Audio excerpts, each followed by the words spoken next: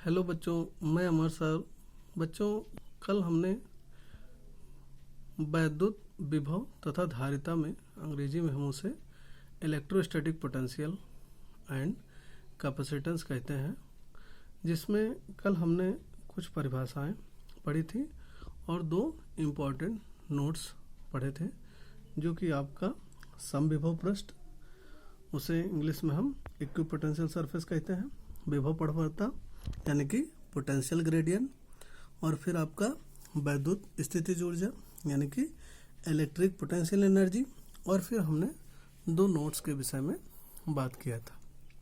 आज हम उसी में आगे फिर एक डेराइव पढ़ते हैं। यहाँ पर दिया हुआ है कि दो बिंदु आवेशों के निकाय की वैद्युत स्थितिज ऊर्जा।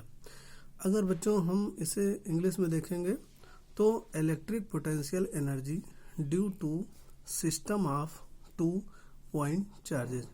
तो बच्चों, इसके लिए सबसे पहले हम फिगर देखते हैं। यहाँ पर ये देखिए, आपका एक सिस्टम दिया हुआ है, एक निकाय है ए बी, जहाँ पर बिंदु ए पर चार्ज आपका Q1 है और बिंदु बी पर चार्ज आपका Q2 है, और ए से बी की जो दूरी है वो आपकी स्मॉल आर है।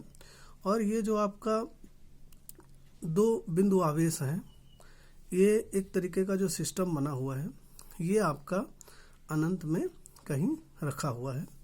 तो यहाँ पर बच्चों दिया हुआ है कि चित्रानुसार Q1 को अनंत से बिंदु ए तक लाने में किया गया कार्य। क्योंकि बच्चों ये जो आपका सिस्टम, ये आपका जो दो बिंदु आवेशों के निकाय है, या फिर जो आपका दो बिंदु आवेश का निकाय है, या अगर आप कहें तो ये आपका अनंत में ही रखा हुआ है अगर आप देखेंगे। और यहाँ पे कह रहा है कि Q1 को अनंत से बिंदु ए तक लाने में किया गया कार्य। और अगर देखें तो यहाँ पर आपका वैद्युत क्षेत्र जो है वो आपका शून्य है और अनंत में रखा हुआ है, और अनंत में ही इसको हम लेके आ रहे हैं। तो अगर यहाँ पे कार्य देखेंगे तो W1 = 0 हो जाएगा। ये आपका इक्वेशन फर्स्ट हो जाएगा। लेकिन अगर हम यहीं पे आवेश देखेंगे तो यहाँ पे लिखा हुआ आवेश के साथ में विभव, तो लिखा हुआ है कि वह आवेश Q1 के कारण बिंदु B पर उत्पन्न विभव, यानी कि यहाँ पर जो बिंदु A है इस पर विभव Q1 है, और इस Q1 के कारण हमको B पर विभव देखना है। तो आपने बिंदु आवेश के लिए आपने विभव निकालना सीखा है। तो यहाँ पर फार्मूला V = 1/4πε आपका Q/R होता है। लेकिन यहाँ पर लिखा हुआ है आवेश Q1 के कारण बिंदु B पर उत्पन्न विभव। तो यहाँ पर अगर आप देखेंगे तो V1 = 1/4πε0 Q1/R। बच्चों, इसको समीकरण हम 2 लिख देंगे। अब आगे देखिएगा, तथा Q2 को अनंत। अगर आप देखें तो चूंकि वहाँ पर आपका वर्क 0 है, तो यहाँ पर अगर आप देखेंगे तो V = 0 अगर देखेंगे, क्योंकि वहाँ पर क्षेत्र भी शून्य है, विभव भी आपका शून्य होगा। और फिर लिखा हुआ है से बिंदु B, अगर आप देखेंगे तो इस पर विभव आपका V1, और यहाँ पर V = V1 दिया है ब्रैकेट में, तक लाने में बाह्य बल द्वारा किया गया कार्य।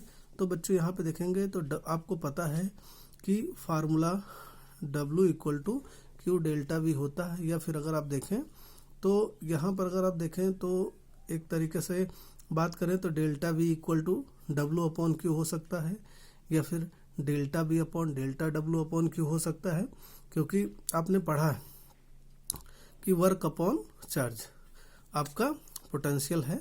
तो यहाँ पर अगर आप देखेंगे कि आपका जो V है वो = V1, और एक V जो आपका है वो 0। तो यहाँ पे अगर आप देखें तो V1 - V2 होता है। तो V2 के प्लेस पे हमने वैल्यू 0 पुट की है। यहाँ पे B = V2 और यहाँ B = V1।